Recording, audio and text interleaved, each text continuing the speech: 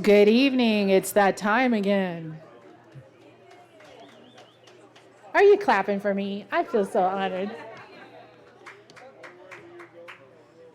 Come on down. We'll give people a second to come down, so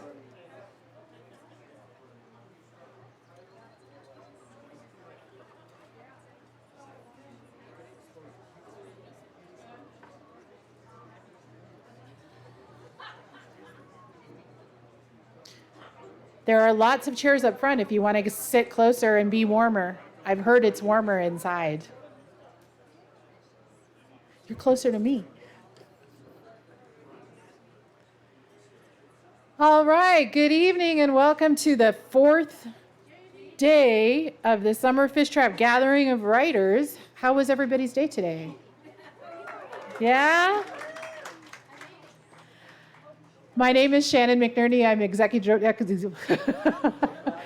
My name is Shannon. I'm the executive director of Fishtrap, and I am very happy to welcome you to tonight's featured faculty readings.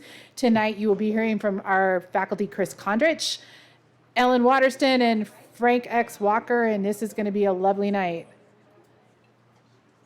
See, some of these folks don't know I'm going to snap my fingers at them, do they? Yeah. Excellent. So before we get started, I have a couple little quick things I want to do. First off, if I could, I'd like to thank again our foundation sponsors, particularly the National Endowment for the Arts and the Kinsman Foundation, who dedicated funding to Summer Fishtrap. So we also have a lot of other wonderful sponsors and funders that you'll find in the program. And you're going to hear their names a lot this week, but that's because the work they do makes our work possible. So thank them for us.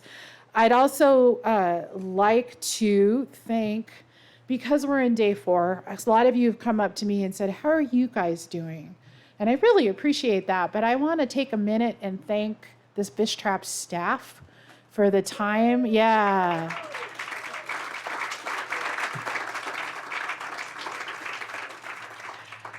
Despite our best efforts, we really like each other. These are wonderful people who have put in hours and hours and hours and this is by the end of the day on Sunday, we'll have put in, I can't even tell you how many hours they put in.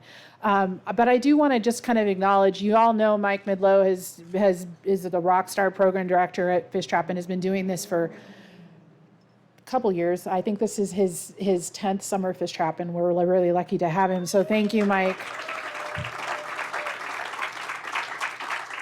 Janice Carper is all things wonderful sound and tech, and she has been with Fishtrap for 7 years.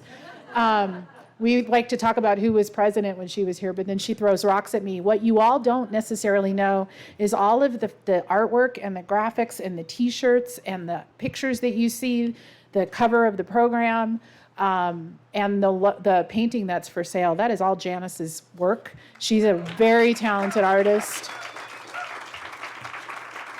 And on Saturday, you're going to hear her play music. I'd also like to welcome and thank again Jennifer Hobbs, our development manager, who is responsible for keeping me afloat this week, but also has been pulling together all the auction items, and you'll hear more from her later today. And then, of course, everybody loves the magnificent Hunter Weaver. So please thank her for us, too. And with that, I would like to, yes, thank you. Oh, and one more person who joined us this week, who used to be our admin, is Shannon Maslak, who comes in from Portland just to come to this event to help us out this week. So if you see Shannon, thank her. She's wonderful. I love her. She's got a great name, too. So every night this week, as we talked about, we want to take the acknowledgement that we're standing on Nez Perce, Nimiipuu lands, and take that and turn it into action. So each day this week, we've been learning a new word. And tonight, we get a special treat. I'm going to introduce Twyla Piatote, who will teach us our word tonight.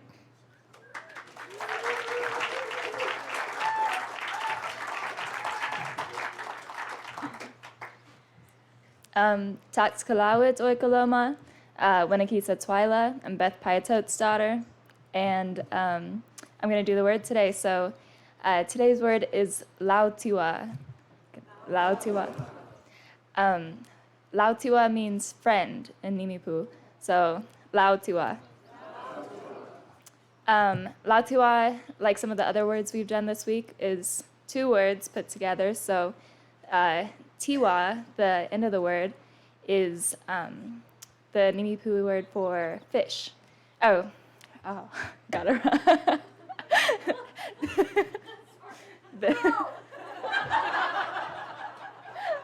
I've like practiced these two lines like 4 times and I'm still not, it's okay. Tiwa means mate. So lao tiwa, if you can guess, the lao means fish. So together that means fishing buddy. And since fish and salmon and the river are so important to our people and so central to our culture, the word for friend is fishing buddy. And so that's a word, lao tiwa. Thank you. Katsiaya.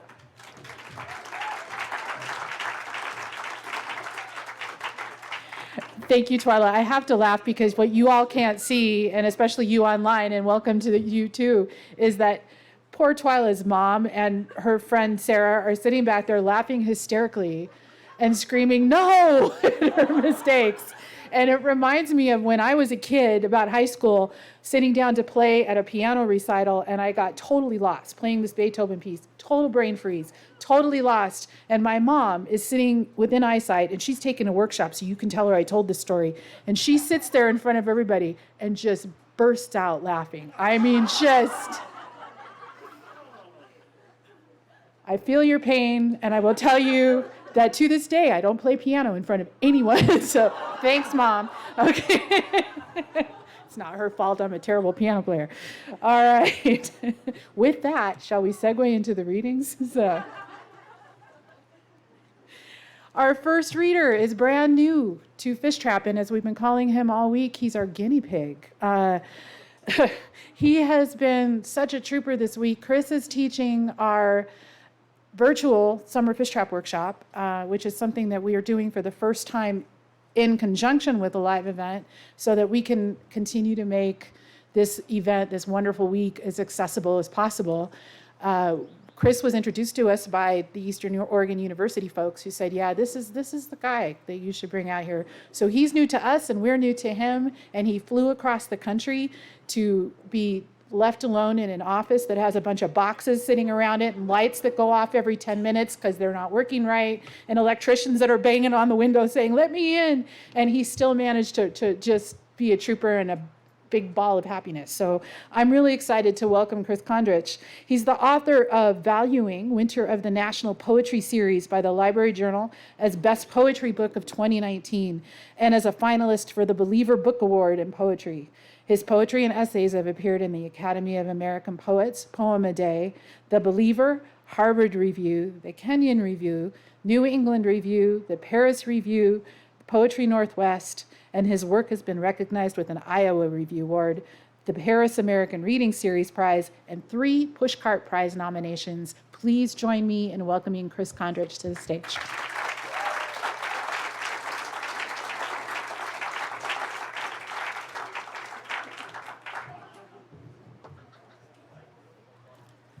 Thank you so much, Shannon, for that lovely introduction. I have very much enjoyed being a Fishtrap trooper this week. It's been a pleasure teaching online for Fishtrap and trying to bring the Fishtrap experience to people who couldn't be here. So this evening I'm going to be reading newish and very new poems for you from a nearly completed new poetry manuscript that is concerned with climate change and environmental destruction.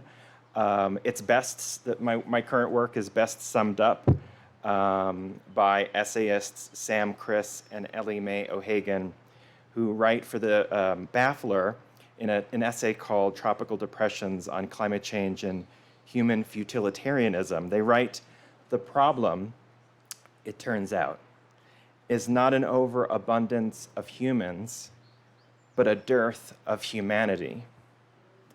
This, to me, is what I explore in my work, what it is that we mean when we think about humanity, what it has been, what it can be, and what a sense of humanity might what might be required to face the sort of various interconnected and often unseen crises that we are faced with right now. So I am going to start with some poems that do not need any contextualization or anything or introduction, but I will stop in various places to give you info that you need at various points along the way. This first poem is called "We Belittle the Grass." We belittle the grass. When we think it grows everywhere, it doesn't. It grows here and here and here, and we belittle it too when we think we are nowhere, in some field, near some meadow, illegible, indistinct. We are where this grass is. Even one blade is a place, even raked into windrows. Even after a sun so strong, we have to squint to see anything it is furious with, rifles through the grass, confiscates every atom of hydrogen and oxygen, every subscript too, bidding them to rise like the hair on my forearms in unison, but also I can feel every strand, every degree is a place, every part per million of carbon in the air is reached, as all places are comprised of decisions. Fallen trees called nurse logs are covered with moss, niches of humus, small plants that make a place of its body.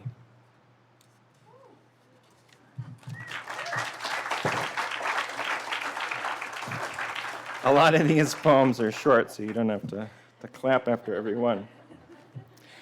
So yeah, the manuscript is actually a sort of a long sequence of poems, and they're going to appear in the book without titles, but I've just been titling them or just sort of referring to them by the sort of first few words. And that kind of works a little bit better with some of the poems than others. The first few words of this next poem don't really sound that great as a title, but anyway. Migrating deer, geese, and elk devour you. As you grow new blades every spring, follow you according to the path you make. You offer yourself up to lead them, not as Virgil, not as Beatrice, but as her name appears on one page after another, one meadow named switchgrass or blue-stemmed, named Grandma after another. Bison, however, linger over a meadow, bite you within a syllable of the ground, and when you grow back more full of nitrogen and proteins, denser, richer, they repeat their measured hunger, bite only as much as before. What the bison need from you is that before amount, for you to lead them to yourself, to lead them in place, not out of purgatory, not towards paradise. They do not need to be at odds what the grass asks of us and what it asks and what we ask of it.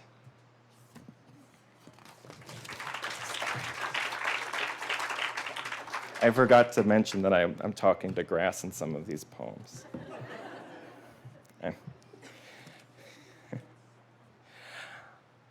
The problem with wind.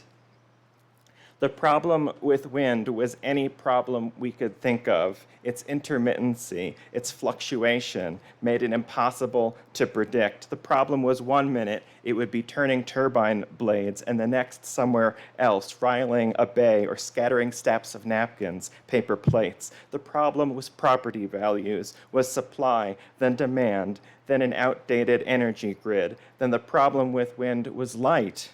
The glare off the turbines, cycloptic, staring back when all we wanted was to see beyond them. The problem was that we once saw beyond them, now nothing in the distance. The nothing now longed for because it was distance. The problem was always that a devastated planet felt distant, felt far in the future, like a horizon, the same distance away, no matter how close to it we came.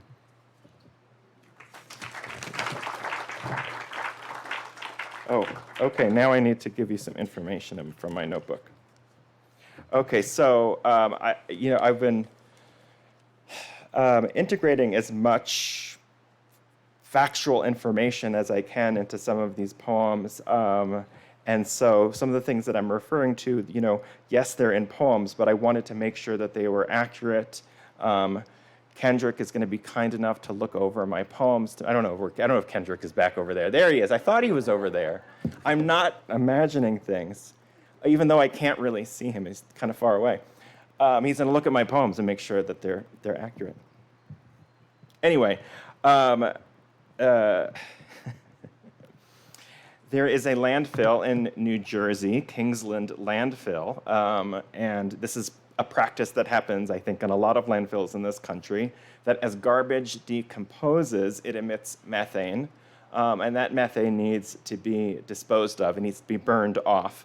The problem is that when methane is burned, it's almost transparent. It can't be seen. So there is an issue with a lot of raptors and falcons flying into it and becoming mortally injured. Kestrels find the flares of methane being vented by flying into them. Nearly invisible by daylight, the flares at Kingsland Landfill dispose of the gas decomposing garbage makes by burning into the kestrels' bodies, flinging themselves, their constant flames in front of oncoming kestrels, like a window throwing its transparency against them, weaponizing their hiddenness in plain sight to torch feet and tail feathers and wings. Not a sound except for the sudden swerving down, the collision, a kind of pulling away that doesn't happen in time. That was another kestrel finding a flare, then another, not the one already grounded, unable to hunt, the length of an ulna or a humerus, about 11 or 12 inches, alone in the dirt, lying there unheard of to itself. It is smoother than I thought it would be. Strange to see it there, without a trace of blood or a remnant of breaking through my arm. Is that mine? I asked. Did that come from me? I crouched down, incredulous. Once a kestrel is outside your body, you don't recognize it as your own. Oh my God. I'm pretty sure. Oh, okay, good. I did remember to start the thing. Okay, I'm going to read a really long poem. And by really long, I mean 4 pages. So settle in. Let's see. Okay, so you're going to have to suspend your disbelief on this one. I mean, I know it's a poem, and I don't really have to tell you that, but I might as well say it anyway, because the speaker of this poem is talking to a you, and the you is able to settle on the bottom of the ocean without, oxygen. It's a thought experiment, okay? Bear with me.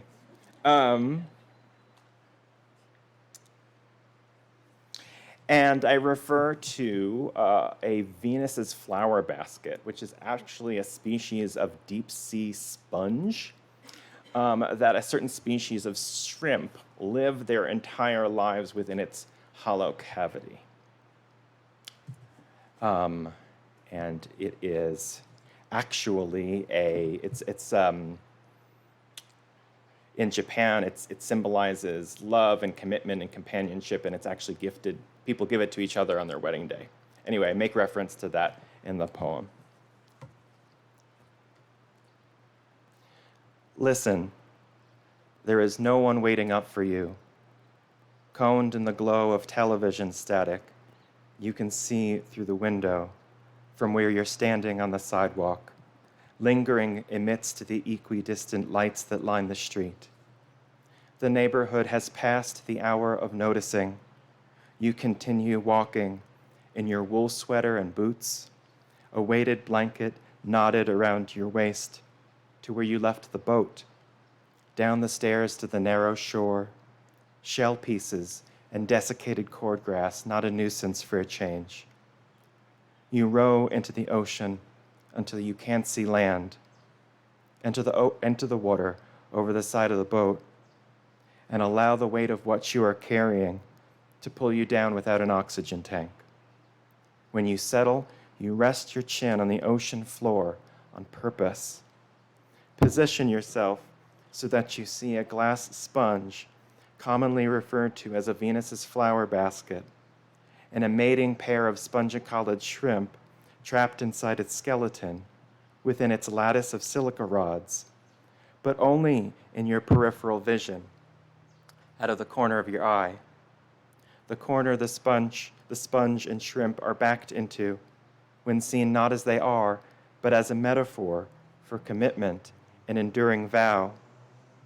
Having been swept as larvae into the central atrium of the sponge, the shrimp grow too large to ever leave, though their offspring will. A gust of water will sweep them out as it courses through. A course is anything you have to stay. Once you start seeing something as a metaphor, you keep seeing it that way. In Japan, the skeletons of glass sponges are gifted to couples on their wedding day. The name of one species, Kairo Duketsu, translates as together for eternity, which is the idea, the wish for the couple to whom a skeleton is given. Delicate, frangible, the color of the ghost of a bone. When they hold it, the couple imagines that they are the shrimp that once lived inside, but were cast as captives of their love for one another, willingly confined by devotion. The skeleton becomes a symbol of the vow that they can hold in either hand or mind, though the mind has hands as well, and they're stronger than we realize. Beliefs are deeply held, assumptions are clung to without hands ever needing to be imagined. When you first learned of the metaphor, the hands of your mind grasped it so tightly you were unable to grasp the sponge and shrimp as anything else. The metaphor pooled in you and never dispersed, like the seawater that collected in the impressions Anna Mendieta left of her body in the sand. For the images that comprise Untitled from the Silhouette series, Mendieta photographed the seawater in place, her silhouette a place embodied by actuality, the seawater itself. Though as you see it, her photographs are not about seeking externally what is absent inside, but about the seawater rising to meet the seawater within her, which couldn't be depicted with her body present. Often we're implored to live in the present, but it is the present that is the problem, the prevailing assumption that the future will be exactly how the present is now. Astonishing and ordinary how we continue to know too little and too much, how the world doesn't include us in a way we understand. You understand perfectly, this close to drowning, to expelling the metaphor from every cell of your body. There is still the matter of words, their associations, how shrimp calls to mind smallness, how sponge calls to mind absorption. Just thinking of these as associations pains you. A sponge does not soak up the ocean in which it is submerged. A shrimp is not lesser, not lowly. Scale as an arbiter of value is bullshit. As for Venus, it calls to mind the second planet, the second song on the album Marquee Moon, as well as an image of the Venus of Willendorf, whose exaggerated breasts and facelessness look nothing like the flower basket. Its elegant cylinder gradually widening near the top, over which even more silica rods are stretched like fingers over a yawning mouth. Does it know how tired it looks? How tired you are of asking such questions? You had hoped by now you would have deprived yourself of enough oxygen, that you would fail to assign the sponge human qualities, you'd forget the metaphor, and your body would lighten. You had hoped that the lack would lift you and pull you back up, but it isn't happening. You have no choice but to untie the blanket, remove the boots, the sweater, and watch the slight indentation your body made in the ocean floor disperse. Not because it isn't deep enough, but because you made it where the seawater already was. Not in a separate place into which it could be invited. Pressing yourself into or against it is not the same as extending your hand. I have extended the time you are alive underwater to tell you this and to give you enough oxygen to reach the surface. The seawater has become warmer, more acidic, even than when you drifted down. But now that you are rising, it is becoming the seawater up through which you rise. It becomes this without you realizing it, but it does. As you continue rising, it changes. It takes on this additional import, the just now changed seawater, following you closely, trailing behind you like a zipper that pulls the teeth of becoming together. And though it is the same seawater glaciers are melting their fresh water into, the less salty water not heavy enough to sink, so that the colder, more nutrient-dense seawater is upwelled from the depths, along with the remnants of what had died down there for the fish to feed on. It is becoming now the surface you break from below. It becomes this as soon as you take a breath again and you can finally draw in. Another long breath of this world isn't going anywhere. It just won't be the world anymore.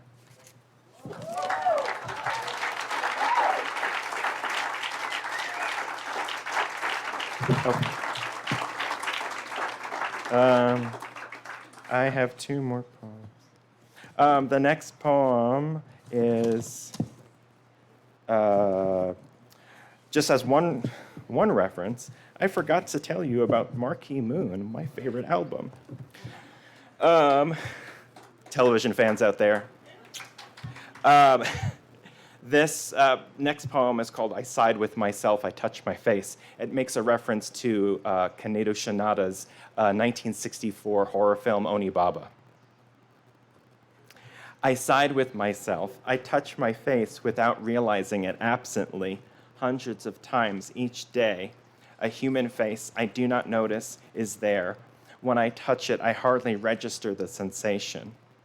In the film Onibaba, a woman fears abandonment, being left to kill stray soldiers by herself, and so to scare her widowed daughter-in-law into staying, dons a mask, a horned mask, demonic, leering eternally.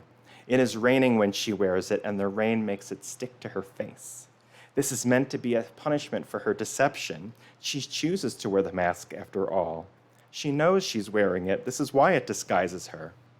As I watch her claw at the mask, desperately trying to pry it from her face, I touch my own. Somewhat blemished and unshaven. A mask you do not know you are wearing is a mask that disguises the world, tosses a sheet over it. Now could be anything under there. I will tell you this. Fear is taught.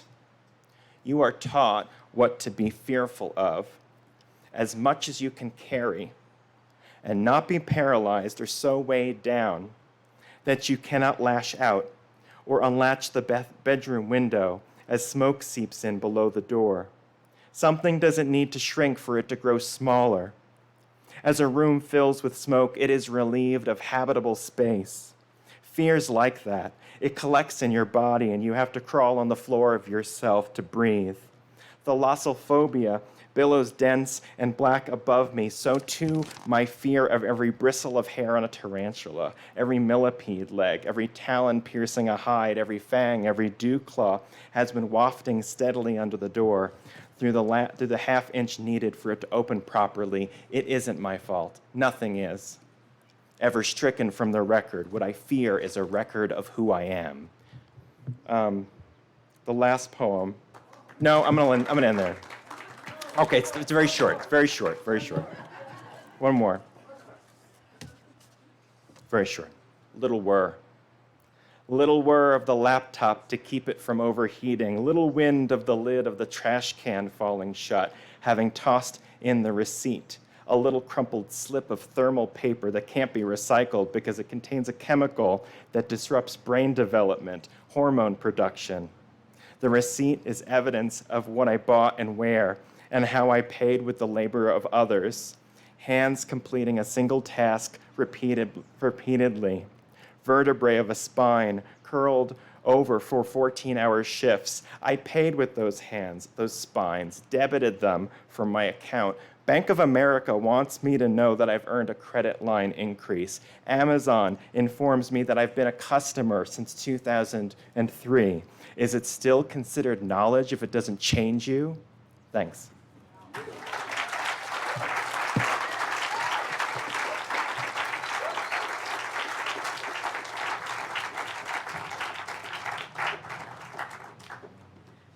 Thank you, Chris. All I can say is welcome to Fishtrap. Thank you so much. We are lucky to have you here. Thank you so much. Our next reader tonight is not new to Fishtrap. She is one of our very own, and we are happy to have her. I also want to, I think we mentioned this the other night, she's also someone who bravely stuck with us the last 2 years and with our virtual workshops and came back and is nurturing in a new group of writers with her this week. So Ellen Waterston is a high desert writer and has published 4 poetry and 3 literary nonfiction titles, including most recently Walking the High Desert, Encounters with Rural America Along the Oregon Desert Trail. It's a wonderful book, a 2011 Willis finalist in creative nonfiction. Hotel Domilicos is her most recent collection of poetry. She serves on the faculty of Oregon State University's Cascades Low Residency MFA in Creative Writing, is a founder of the Writing Ranch, which conducts retreats for writers, and of the Waterston Desert Writing Prize, which is a wonderful thing too. Yes, recently adopted as a program of the High Desert Museum. She lives in Central Oregon. They are lucky to have her. Please welcome Ellen Waterston to the stage.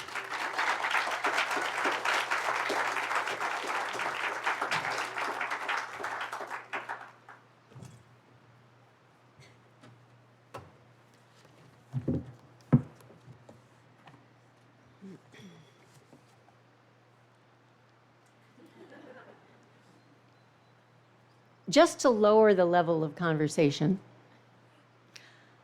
I'm compelled to offer a different version of that bio. To understand it, you first need to know that a heifer is a cow that has never had a calf, and buckaroo is another word for cowboy from the Spanish vaquero. I'd had it with New York City. Didn't know what else to do. So packed my bags, headed west, became the wife of a buckaroo. It's now or never, I ain't no heifer anymore. Now, some of you may not know what all being the wife of a buckaroo means.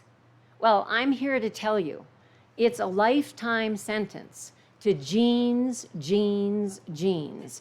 It's barefoot and pregnant 3 times in a family way.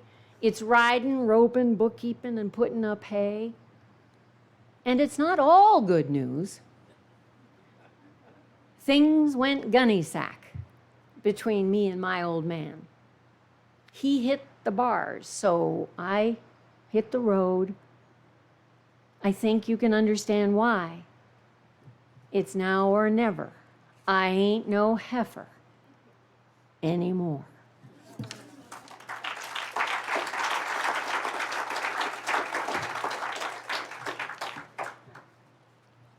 How's that for a slight tonal change from the previous reader? Good evening, everyone. If we forgot how nourishing it is to gather in person to celebrate the written word, this wonderful week is a powerful reminder, is it not? Thank you all that we have, all of the individuals we've applauded already earlier this evening during Shannon's welcome, and Rich Schneider for hatching Fishtrap 35 years ago. And thanks to all assembled here tonight. Thank you, thank you. It's such a pleasure to be back. Originally from New England, I landed like a UFO in what's known as Central Oregon's outback over 45 years ago. Spending the first few decades cattle ranching, then moving to the town then of Bend, located on the edge of that vast sagebrush ocean. In my work and writing, my gaze has remained fixed on the high and dry, including in my most recent book, Walking the High Desert. It's a blend of travelogue, memoir, meditation, history, current events, and philosophy, akin to throwing spaghetti on the ceiling, and some of it stuck. Each chapter explores a portion of the 750-mile through hike that all of you are going to run off and do, that starts in the Badlands outside of Bend and ends in the Owyhee River Canyonlands, our very own Grand Canyon, in southeastern Oregon, and each portion turns out to be the poster child for an environmental or social challenge playing out in some form pretty much everywhere. So, no surprise, my adopted desert home figures in what I'll read tonight, as does Ain't No Heifer Anymore stuff. To wit, over a year ago, The Source, a Central Oregon news weekly, asked me to write a monthly column on aging and ageism. The nerve. But at least I'm still around to be slightly offended. Don't hesitate to visit sourceweekly.com for late-breaking news about sex in the latter years. According to all reports, it's hot, and more importantly, a lesson in what true intimacy looks like. Or death cleaning. Not as grim as you think, just ask the Swedes. Or the good fight against ageism, which is real, by the way. I mean, if invisibility was your issue all your life, just wait. You just wait until you pass 65. The fight is being waged by baby boomers, and with 10,000 turning 65 every day in this country, by 2030, I'd like to say us oldsters, but I may not be here. But in any case, oldsters will be the majority. So, I'm going to begin this reading with one of my columns. There's a collection in their future. And then we'll offer up a couple of new poems that are part of a series on the Deschutes River. And I'll close with a very brief taste of Walking the High Desert. So what in the world do they have in common? The desert I love, and a vote for renewal. So here we go. The column, title, Possible Futures. It was written last summer. Kate Bowler, in her book, No Cure for Being Human, says, quote, everybody pretends you die only once. But that's not true. You can die 1,000 possible futures in the course of a life, end quote. I so get that. As we live, who hasn't had to die to the loss of loved ones, or a marriage, a change or loss of a job, the community of workplace friends when we retire, the loss of riches, of youth itself.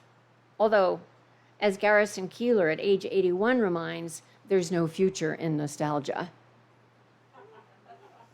The loss of mobility, of limb, or of presumed longevity, as Bowler had to do when she learned she had a terminal disease. As I write this, I am again not venturing outside because of smoke.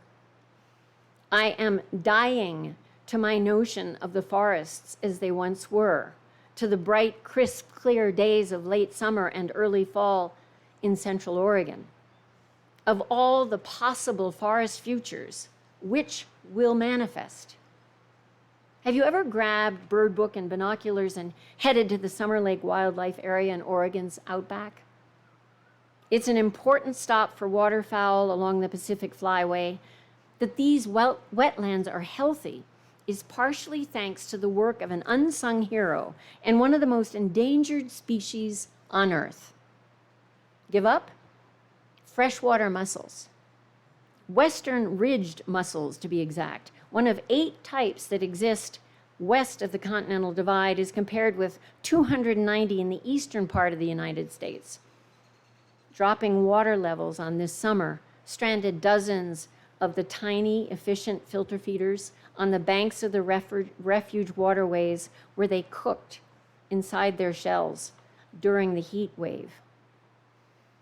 Cliff swallows, another casualty. Looking like the giant barnacles nestled under the brow of ditch banks and rim rocks, cliff swallows' mud pellet nests turned into kilns during the prolonged fever of heat, mummifying the feathered inhabitants inside their compact cocoons. With all due respect to Foxy Woxy, Henny Penny, and Acorns, I think we can finally agree the sky is fucking falling. The planet has been tapping on our shoulders for decades, and we have, for the most part, ignored its bidding. Now it's delivering well-placed right hooks to our thick noggins. Things are going environmentally haywire, never mind socially, politically, and culturally. There are days I feel stopped dead in my tracks by the grief I feel for the all of it, from mussels and swallows to all human and non-human suffering everywhere. Do I have to die to a temperate future? Has what we chose to do versus what we neglected to do created this present? What better possible future can we align with? Grieving is an expression of love. I know this. It is the heartfelt tribute to what has been lost. Grief is important, necessary, healthy, but I've come to realize over and again, grief is a rest stop, not a stopping place. It is a pause before renewed commitment and action. And though adapting to actions and roads not taken is necessary, adapting is not the same as acceptance. We adapt to this new season of smoke, to wearing masks, to the presence of tent villages and homeless in our communities. We adapt to the constant rat-a-tat-tat of bad news. But that doesn't mean we're willing to accept the cause of these calamities. We have a choice. Fall asleep in the hammock of grief, of acceptance, or get off our duffs, regardless of our age, and jump back into the human race. So then what? To get my bearings, I first tell myself, as a friend told me years ago, keep my lights on low beam. Driving down this rough section of Life Street, I remind myself not to look too far down the road. And then what does taking action, doing something look like? It doesn't have to be a faraway thing. It can be right here where you are. It doesn't have to be a huge thing. It could just be a hug thing. Most importantly, it can be now. Every day is a gift. That's why they call it the present, y'all. Thank you, Ted Lasso. Instead of waiting until the holidays or whatever in the future might be the perfect time to pick the name of a family off the gaily decorated giving trees placed around town by the service clubs, seize the present moment. We've all heard this. Seize the present moment. Pick a cause, wrap it up in a donation or a volunteer commitment. Let's not die to the brightest possible future, the one in which we take care of the planet and each other. Quote, every day, the fate of the world, the needs of the future, and the unfolding of nature are up for grabs in each of us, says James Hollis in Prisms. If each of us does what we can to stanch the bleeding, metaphorical swallow by swallow, muscle by muscle, we will, as Adrienne Rich said, perversely, with no extraordinary power, reconstitute the world.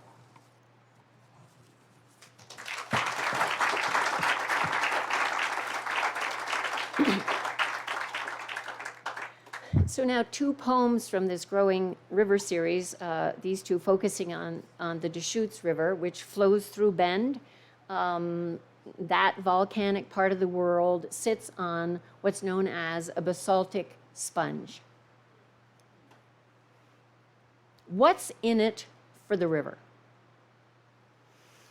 In the shadow of no rain, in this brittle-boned desert we call home, we strut and fret on a stage of basaltic sponge.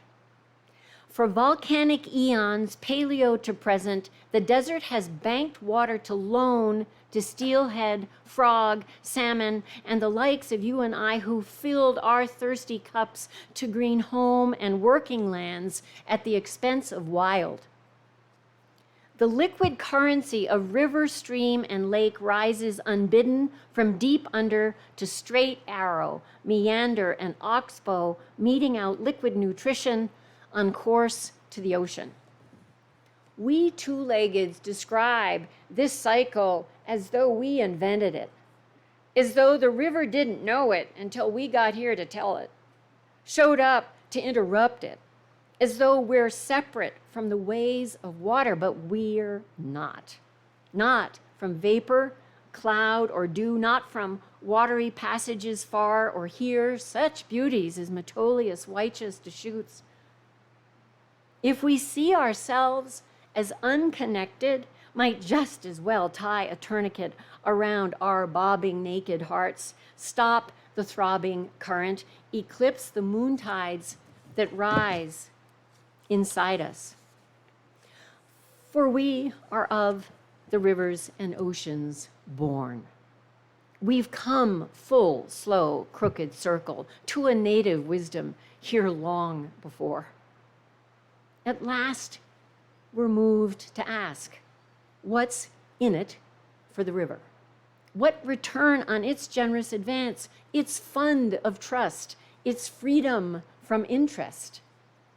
What's in it for the river? We know the aquifer is overdrawn, spent, unless we raise the balance in this artesian basin, raise the rate of saturation, pay back the liquid with our gold, our attention. The answer to the river is not much.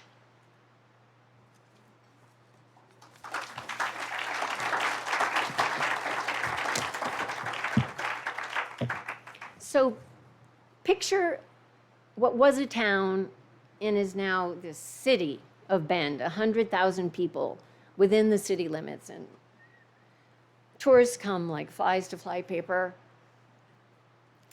On a hot day like this, well, this is what that river looks like. This is titled The Making of a River Keeper. Summer hatch on the Deschutes as it flows through town, hordes of six-pack abs, pasties, and thongs astride monster floaties. Swarms of revelers dizzy on tokes and beer adrift in garish vinyl lounges. Boom boxes, F-bombs, and barking mutts pepper the banks. Cans, flip-flops, and tubes of sunblock tumble in the drink. Otters flee to den, kingfisher to limb. Fingerlings freeze, noses into the current until the crazies leave. But a child, tied to his parents' floating play, tunes out the rowdies, dreams into the water as cool liquid ribbons through his fingers. He feels the pull of the current, smells the dank muddy, breathes in a tiny midge and sneezes. He spies a gosling safe in the reeds, tells its anxious dame, imagines yellow-eyed dragons, river teeth bared, laired in sunken caves. On his parents go, noisy and slow, but this quick young imagination runs the rapids ahead, needles through canyons, spins in unknown eddies, stitches water with threads of white foam, and pens the early lines of a story dedicated to the Deschutes forever, a story startled to life on this day, in this place, within the embrace of this very river.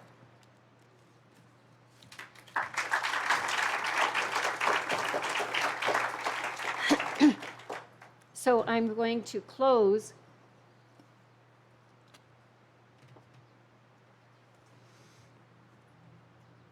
with a very short excerpt from the end of Walking the High Desert. And I reference the Camino de Santiago, which is a trek I did, and there is a collection of poems titled Via Lactea, which means Milky Way. The ancient pilgrims believed the Milky Way was formed by dust kicked up by pilgrims' feet walking the Camino. And I bring it up because I just want to say quickly that the column is one way of showing up in the world of words. That poetry collection was converted to a libretto and was performed as an opera and is hopefully making its way to another appearance. So I just want to underscore the elasticity of words and the varied applications. So there's no one way to do anything, as we've probably figured out.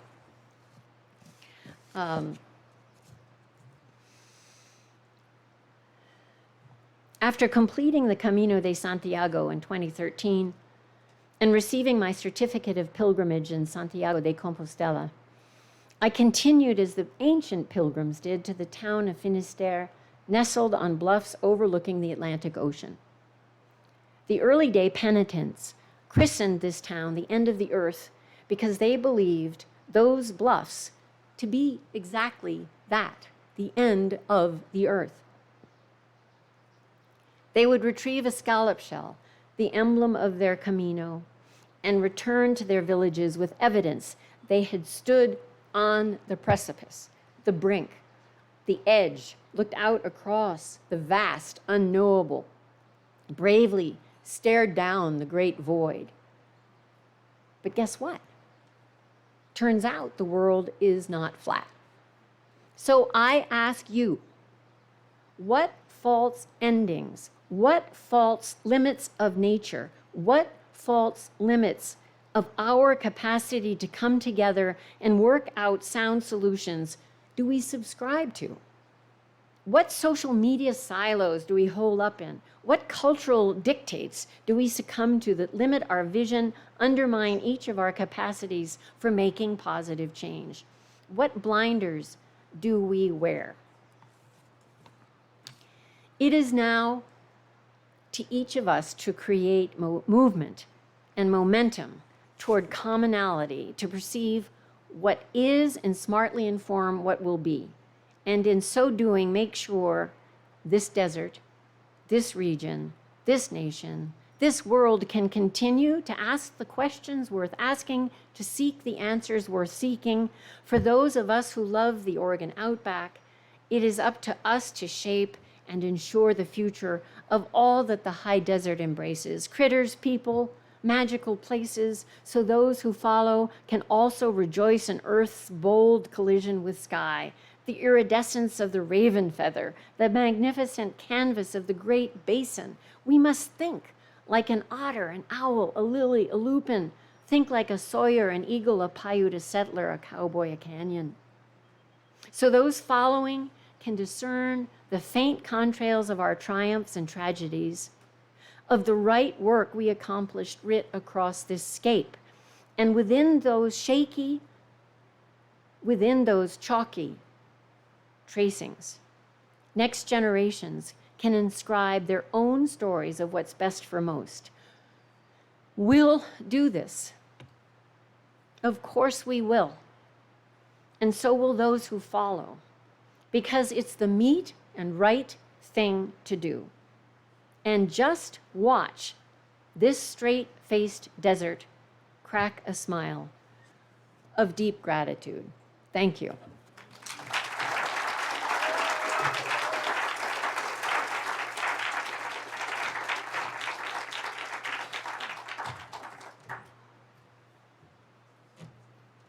Welcome back to Wallowa County, Ellen. It's good to have you here.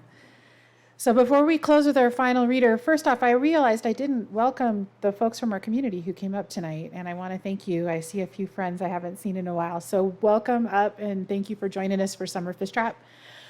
And I wanted to take a second to introduce the wonderful Jennifer Hobbs. Many of you haven't had a chance to meet her yet. She started just over a month ago, but she has a long history of Fishtrap, and I wanted to give her a chance to get up and talk a little, just for a couple minutes, about her work and her story. So could you welcome Jennifer Hobbs to the stage?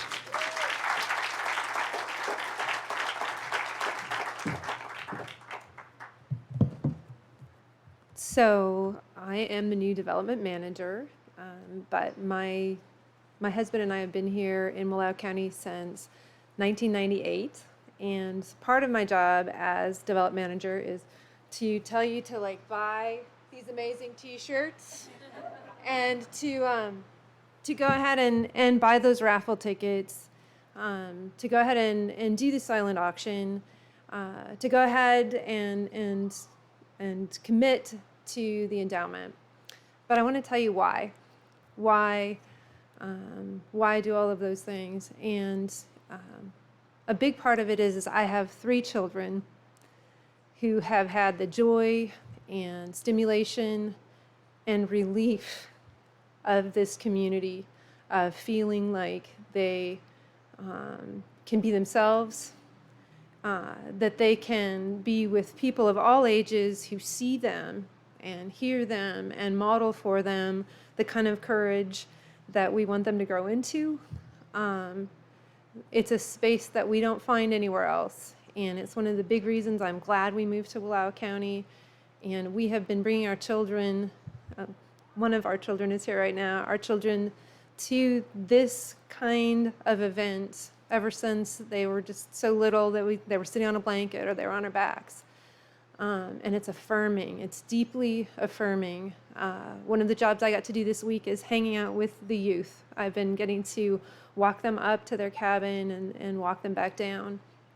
And they are laughing and they are invested and they are noticing, and it is a gift to walk next to those kids. And one thing that happened to me this week is I was maybe eavesdropping just a little bit on a conversation, and I heard one of these amazing kids talking to another one about a book, and I thought, that sounds like the book that I loved when I was 11. And I'm listening, and I realized it is the book that I loved when I was 11. And they're talking, and they are so engrossed. They are so invested. They are so in love with language and with this place, and so alive. And I realized I don't want, the main thing I tell the kids that I get to work with is be careful, be careful. I want to tell them to invest, to be brave, to dig deep.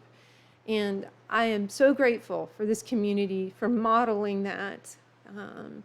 It's hard sometimes. This is a wonderful place to live, but we don't get enough of this, and this fills our cup. So my shout into the void of the last several years has been planting trees. So I plant trees almost compulsively now. My husband's like, are those more trees in the back of the truck? Yes, yes, yes. And he's, where are you going to put them? And I said, I don't know, but we needed these trees. So just last weekend, I planted these ponderosa pines, and they're these little tiny seedlings, and I'm digging these holes where I have to pull out 50 rocks to get the seedlings in, and it's a clown car of rocks that comes out of these holes, and I put them in, and it is a radical act of optimism to plant these trees and to have the temerity to think that they're going to become these. And I feel like investing in Fishtrap is saying, yes, we think they're going to grow into these 200-foot trees. We're going to make room because we know they're going to grow into these 200-foot trees. This is a radical act of optimism, being here. It is an affirmation. It is a yes, and a yes, and a yes. And that is why I'm here. That is why I will tell you, yes, please go buy raffle tickets. The community was so gracious when I said Fishtrap, and they were like, what can we do? They know the work that you are doing here is important and crucial.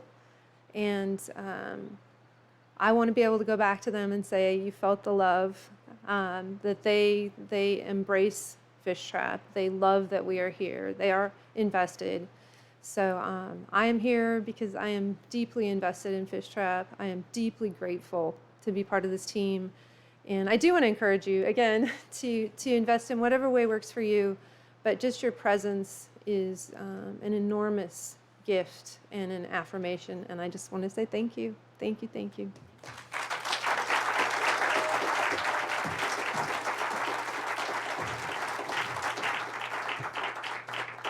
Could you tell she was nervous? Because I sure couldn't. Thank you so much, Jennifer.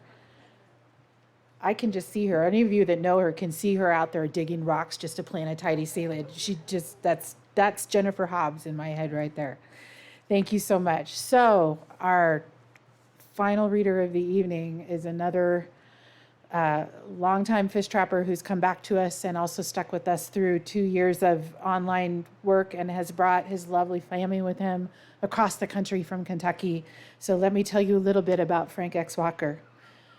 He's the first African-American writer to be named Kentucky Poet Laureate. He has published 11 collections of poetry, including Masked Man, Black, Pandemic and Protest Poems, and Turn Me Loose, The Unghosting of Medgar Evers, which was awarded the 2014 NAACP Image Award for Poetry and the Black Caucus American Library Association Honor Award for Poetry. He is the author of Buffalo Dance, The Journey of York, winner of the 2004 Lillian Smith Book Award. He is the founding editor of Pluck, the Journal of Afro-Latin Arts and Culture, and serves as professor of English and African American and Africana Studies at the University of Kentucky in Lexington. Please join me in welcoming the wonderful Frank Walker.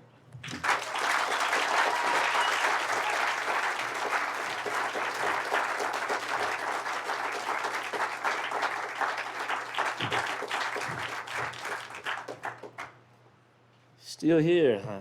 Let me start this timer.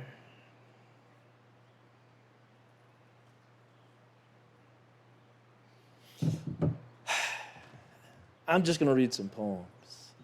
I hope you don't expect more than that.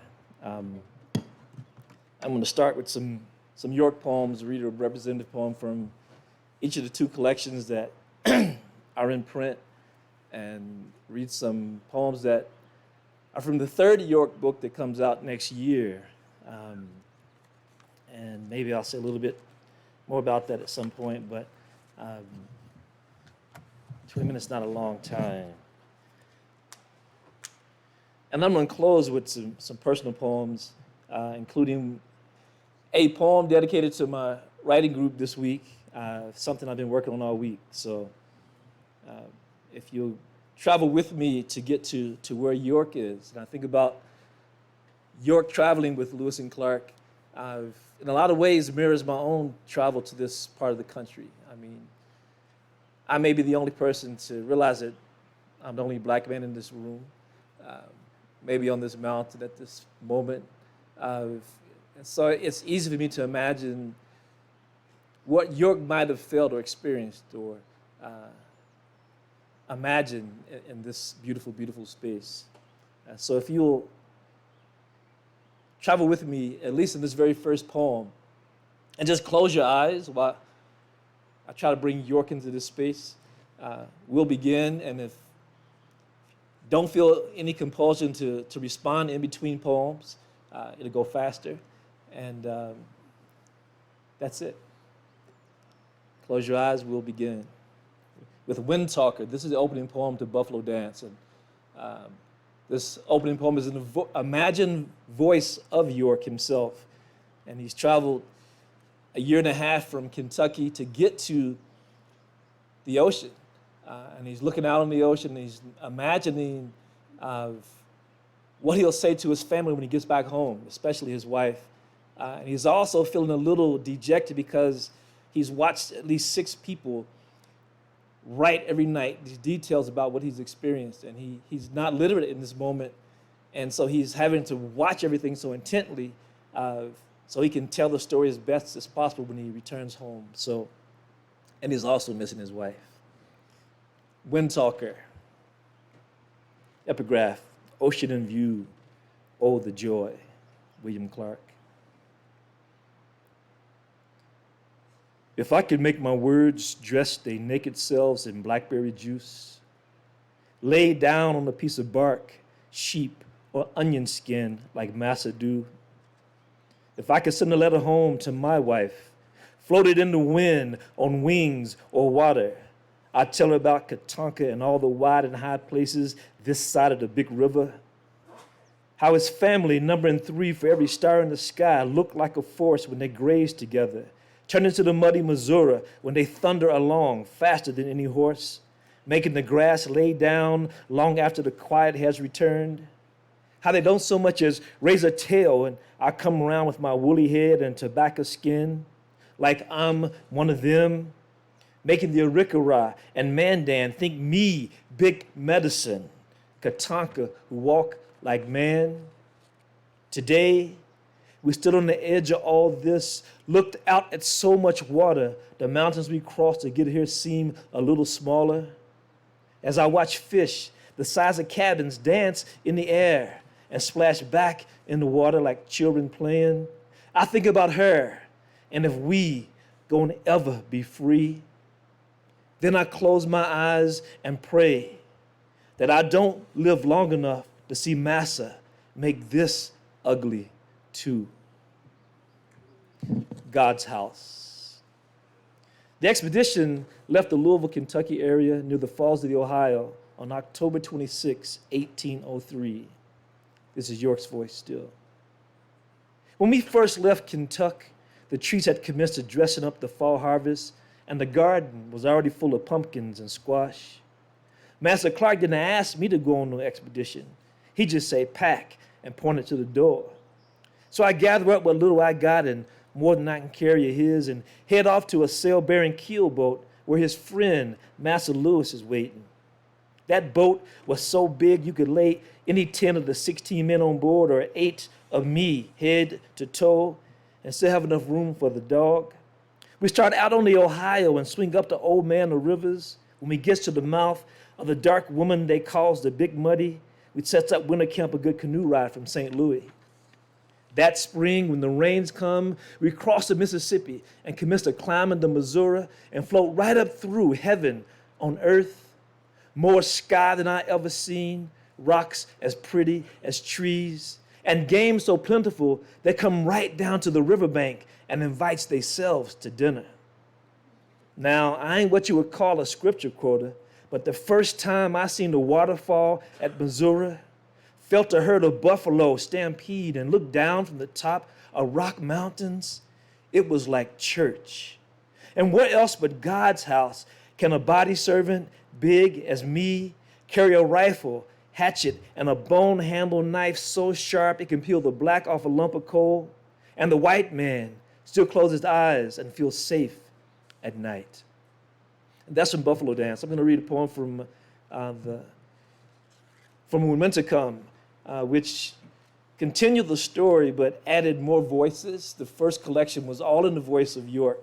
The second collection added at least a dozen more voices, mostly voices of women.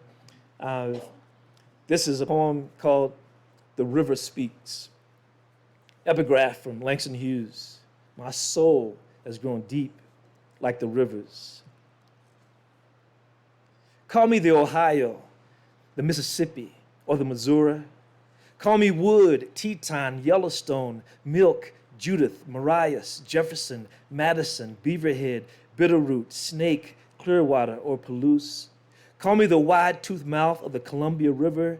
Call me after my many creeks, my great falls, my hot springs. I am the snow atop Mount Adams. I am the salty hope in the air at Cape Disappointment. I am she who is the deep and the shallows, a thundering waterfall and a quiet storm. I am always present in the air, on every tongue, in every drop of milk and blood and tear. You will find me in every thorn and flower, seed and fruit. There is no life without me. I am libation and baptismal pool. I am your sprinkle of holy water. I am older than man and light. I am of God, not God, but like God. I am also inside of every man, for all are born in me, and from there they are flushed naked into the world, and I remain there in them like God until they depart and return to dust.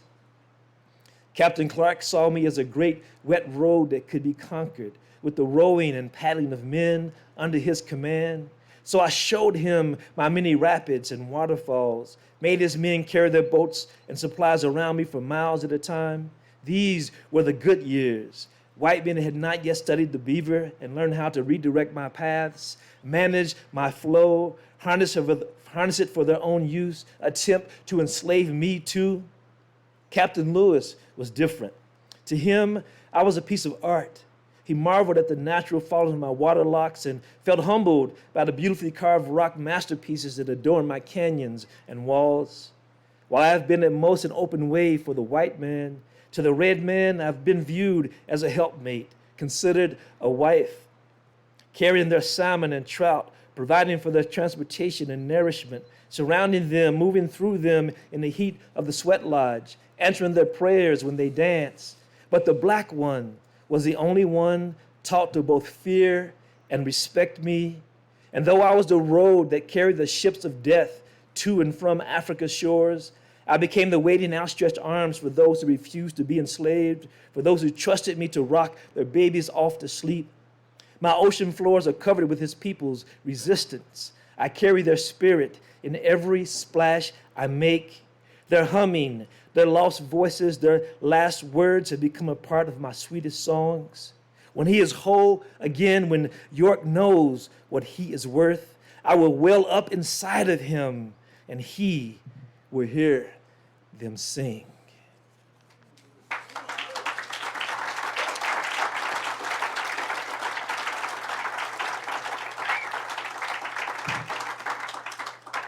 Thank you.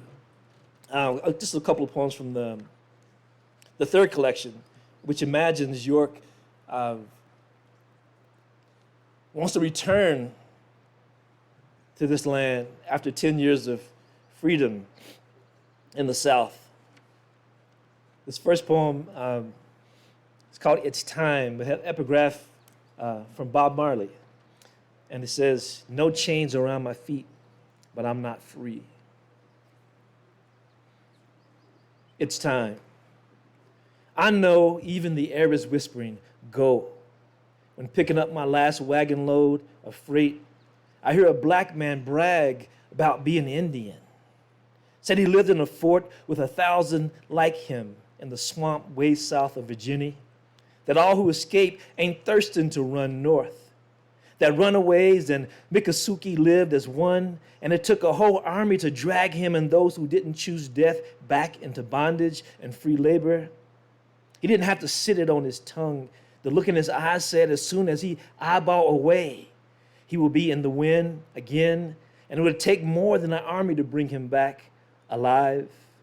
I had freedom papers, but he had a glow that couldn't be shackled, a smile that said it's one thing to not be a slave and another to really be free." I'm going to jump way ahead in that collection to York making the trek back here alone. Well, not really alone. He is the only human, but he finds out over and over again that he's not alone. This is called Can't See the Forest. Spending so much time off the rivers and in the wild among the trees helped me to know they feel things too. When I be still and study them close, I can see which ones be sick and tired, which ones be full of pluck, even when bowing their heads during a heavy storm. I can see which ones be full of joy, happy to share nuts, fruits, or shade, how they hold themselves and others when they sway and dance with the wind, how generous they can be even when missing a limb, uprooted or broken, just like walking the quarters at night and seeing people dog-tired but not done yet. Men and women whose iron will and strength stretch from their shoulders to their feet. I may be the only one down here snoring at night, but I have no doubt everything in this forest is breathing.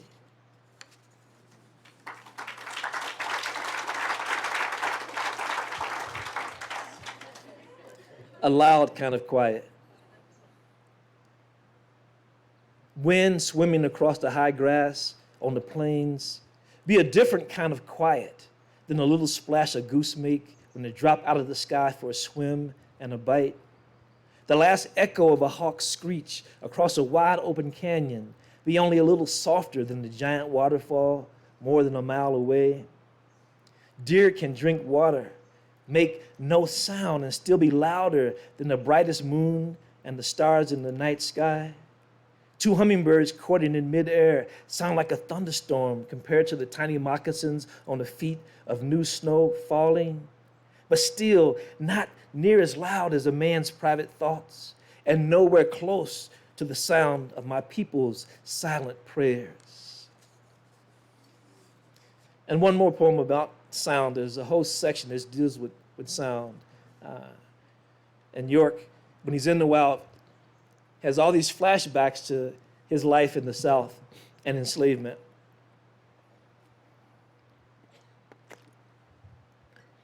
This is called Being Cut Down Too Soon, Sound Like. After so much quiet, my ears catch every little sound. A sacred deer's heart drum, oak trees yawning, a snake shedding his skin, the morning shaking off its dew. When I listen close, I don't just hear, I can feel a howling wolf or a low-flying hawk screech shoot straight through me, leaving me trembling all on the inside, like the thickest of metal do when kissed by a blacksmith's hammer. Ain't truly known such sound since a child's burial out back of the quarter, when a woman's long, wide scream sliced up the air and everybody in it.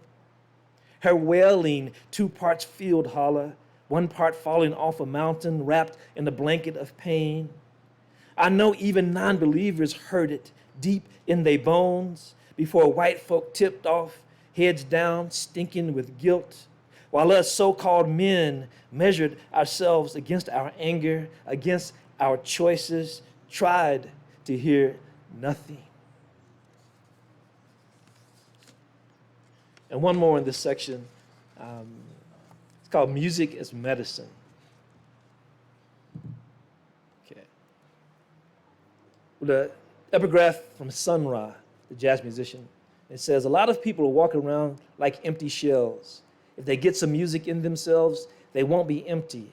They'll have some sound bodies.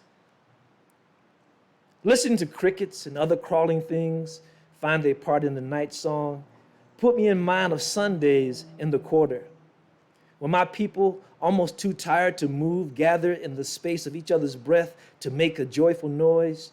They always build a song that might start with a proud hand on the thigh, a heavy foot, or a solid stick setting down a steady beat that everybody can lean into with the eyes closed before stacking other sounds on top. Might be a well-timed hand clap or moan. Might be the rattling sound of a mess of dry beans or corn kernels in a wooden bowl. Any kind or size of wood can speak truth, can scratch, click, or clack. Anything under the right hand can say doon doon, can unlock how you really feel. When that song start rising, everybody of every age can't help but join in.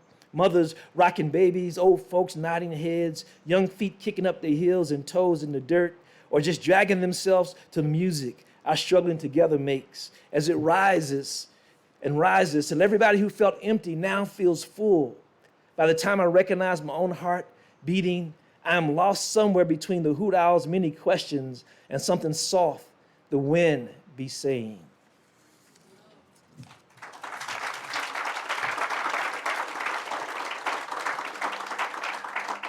All right, I think I have time for 3 more. And inspired by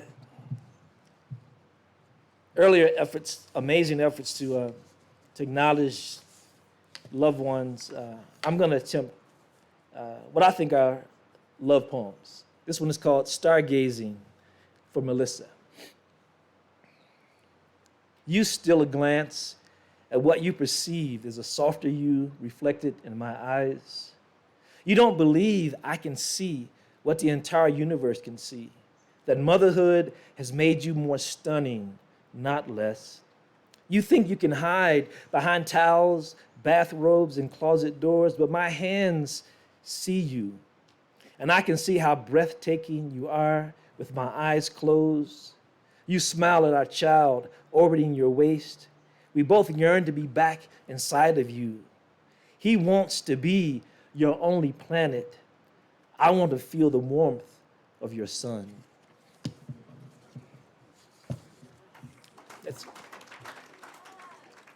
Okay, this one is for Kumasi. You may have seen him, or Afan. They look the same in the movie. Flight lessons for Kumasi. You stare back at me with my own eyes and command that I fix it. endowing me with magic powers to uncrash or unbreak the results of the faith you place in the pretend wings attached to anything that fits in your hands. The too full toy box won't even close yet. The veggies on your plate are your new favorite playthings. Our Benin brass bell is missing its clapper. Every single piece of furniture we own is chipped, scratched, or dented. There isn't a single wall in our house you haven't kissed with a crayon. When you were too quiet, you had flooded the bathroom. Yesterday, I considered trading you for a puppy, but your mother said no. Today, you attach magnetic triangles to a square and proudly show us your picture of blue mountains. I let my smile out of its cave, swell with pride, and float out of the room on new wings.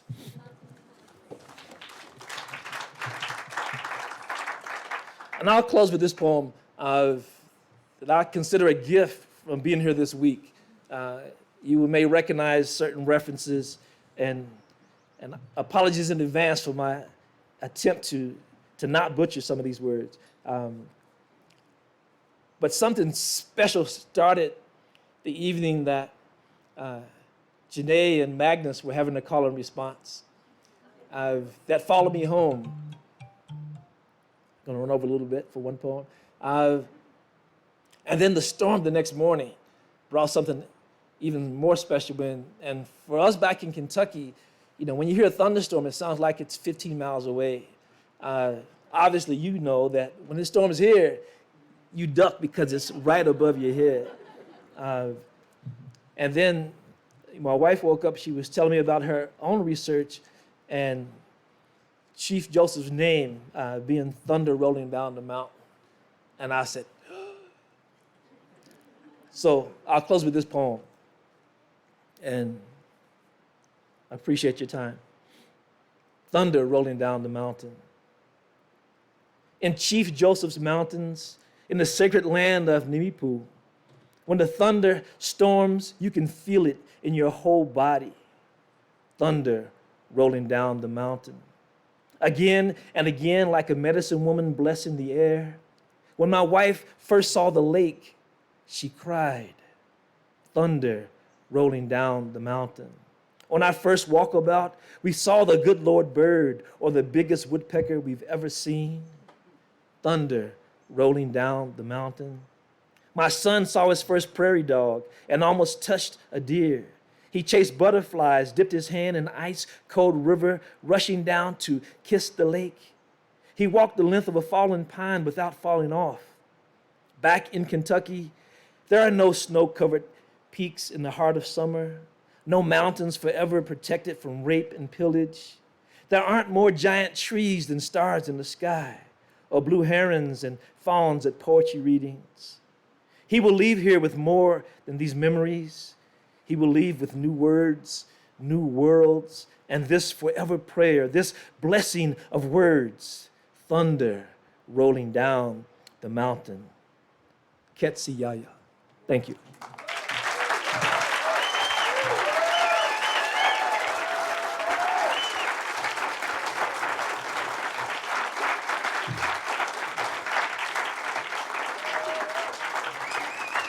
Yeah, is this the best place in the world tonight or what? Thank you so much, Chris, Ellen, and Frank, for showing us what this week is all about.